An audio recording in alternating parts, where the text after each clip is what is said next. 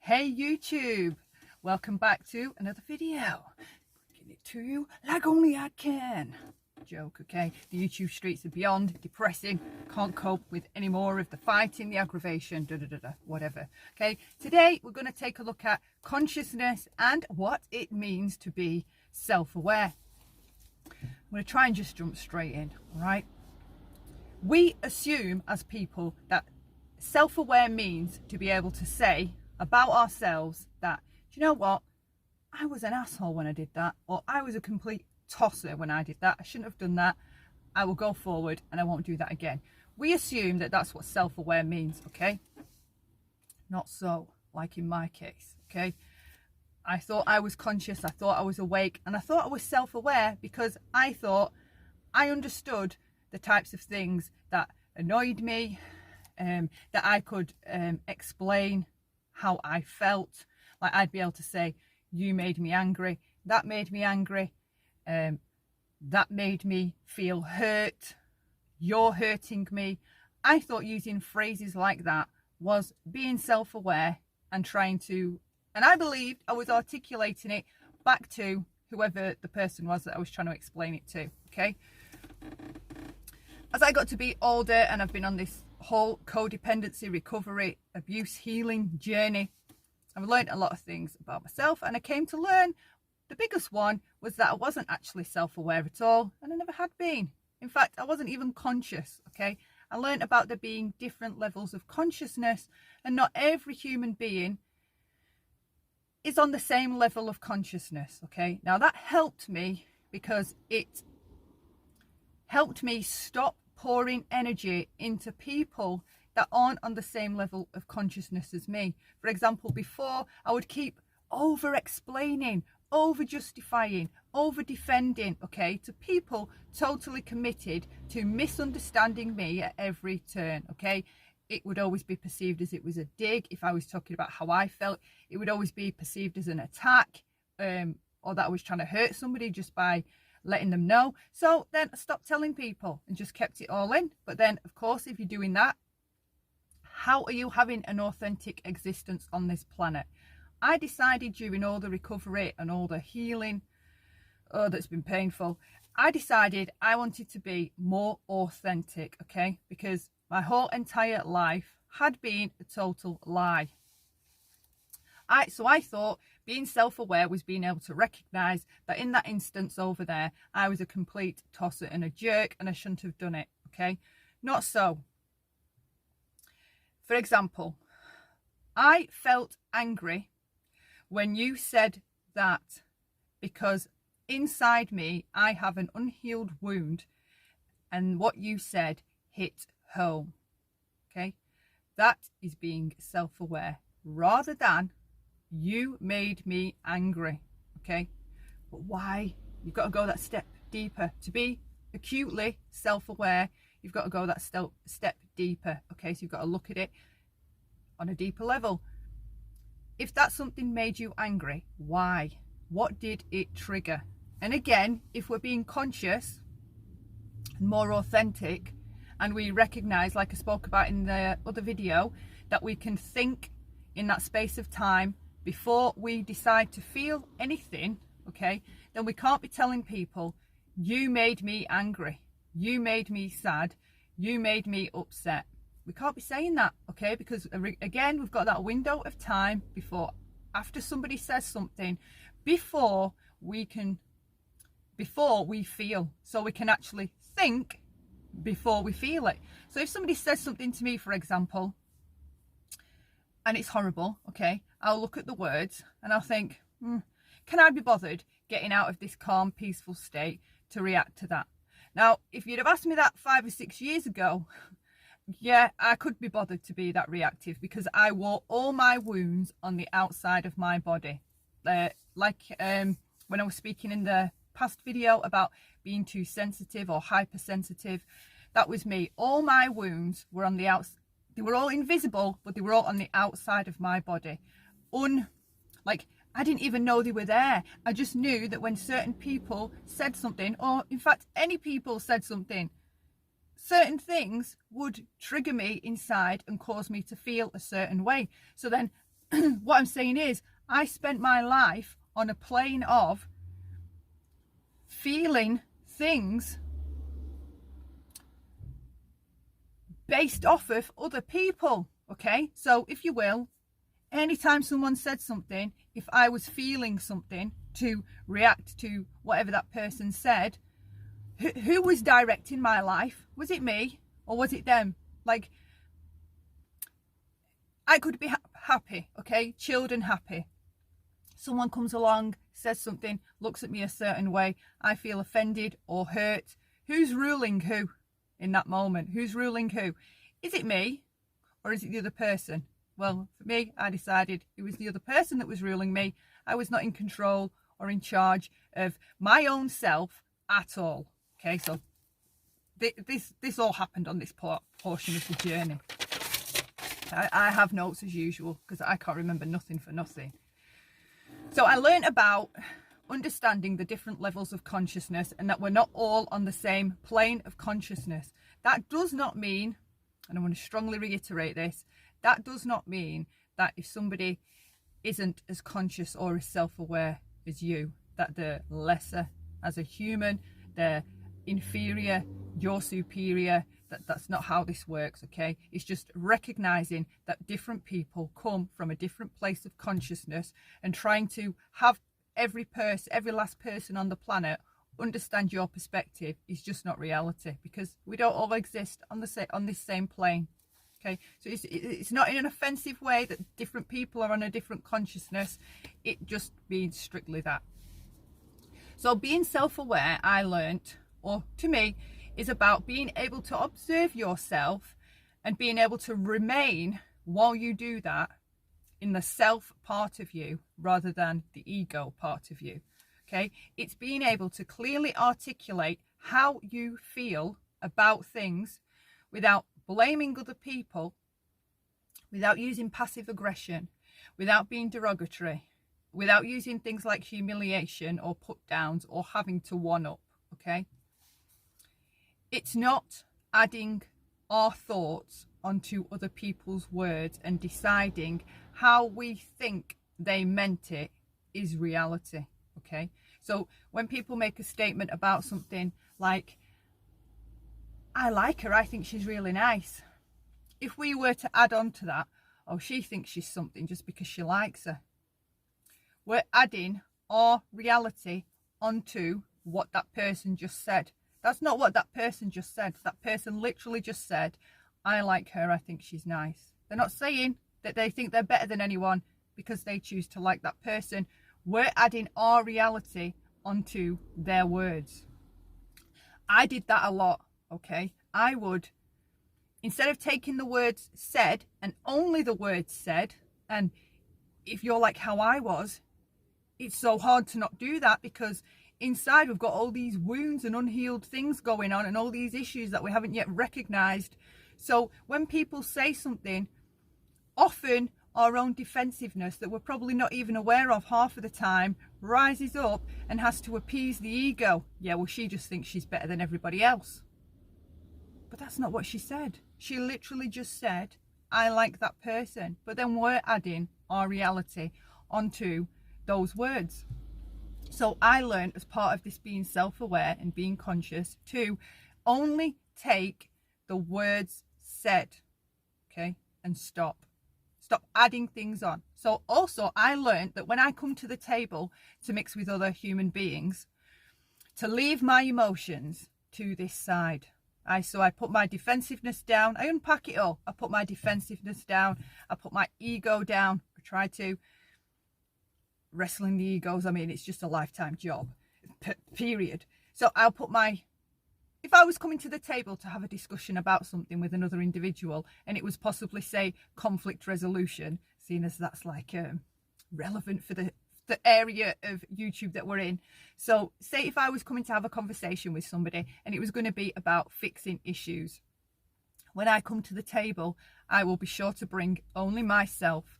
I will unpack my ego, unpack my defensiveness, unpack my passive aggression, unpack my need to want to one up or have the last word. I will put that to the side and just bring myself to the table, okay? And I will be there to not just hear the words, but listen to what the person's actually saying without adding my own version on top of it. And if you look around YouTube, how common is that? Like, it's amazing to me because I see people doing things that I used to do, and I always used to think I was the only person doing that, you know. But you know, it's kind of fascinating to see that other people have that issue too, where they will add on how they think the person meant it rather than asking. So I had to learn. I wasn't I don't like confrontation and conflicts typically, okay? So I had to learn to ask what somebody meant. Did you mean this when you said that? Did you mean that when you said this? Okay, I had to learn to ask instead of adding my reality on to what somebody else is saying, okay, and twisting it. And often we don't even realize that we're doing that because, again, it's the consciousness. We're not conscious that we're doing it. So if we're not conscious that we're doing it, how conscious are we really? So that's what I'm talking about with that we all exist on different levels of consciousness. We think we're self-aware, but are we? Because we're adding things to what other people say and making it the version we want it to be, rather than possibly how that person meant it. And with that, like, life can kind of be tumultuous because you're always fitting or always placing, instead of taking the words critically and just looking at the actual literal words said and being objective, we bring all our baggage with us, okay? And what that person said works its way through our defensiveness, our ego, our passive aggression, our pain, inner pain anywhere, inner emotional pain, works its way through all of that. And then we often react and put our own twist onto what we thought we just heard. And often what we thought we just heard is nothing like what that person just said. So I had to learn my own defensiveness is not the problem, or it's not up to the other person to manage that, okay? That's reliant on me. My defensiveness is my issue.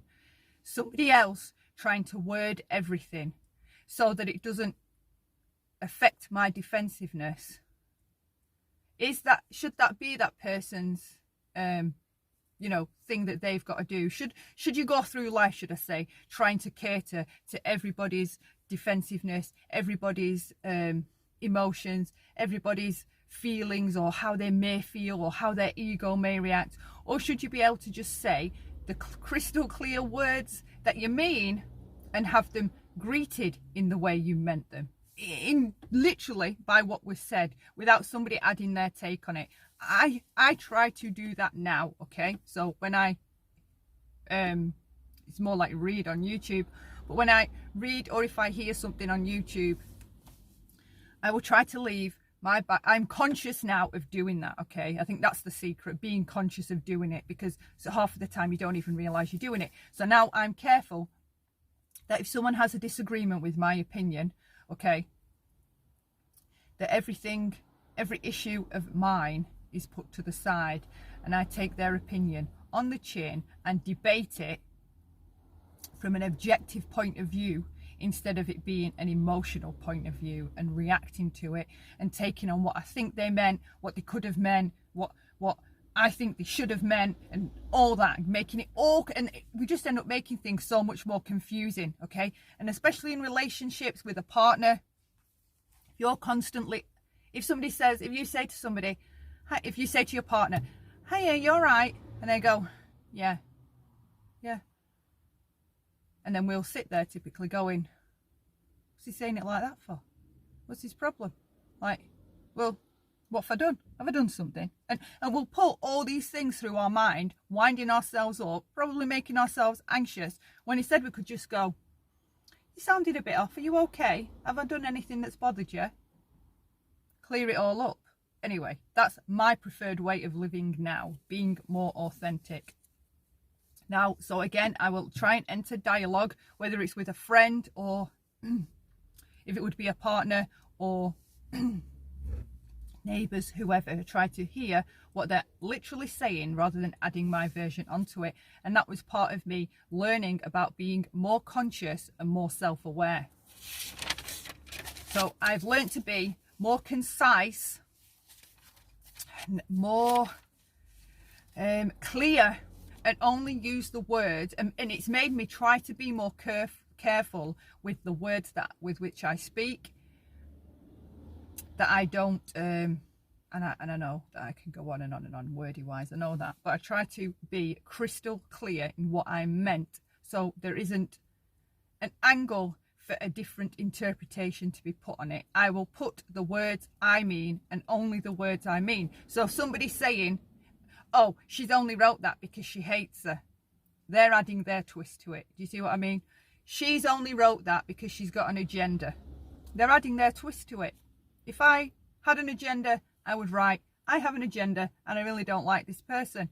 I can be clear and articulate exactly what I mean, but I had to learn to do that and be conscious that I needed to learn to do that. So, oh God, where am I up to now?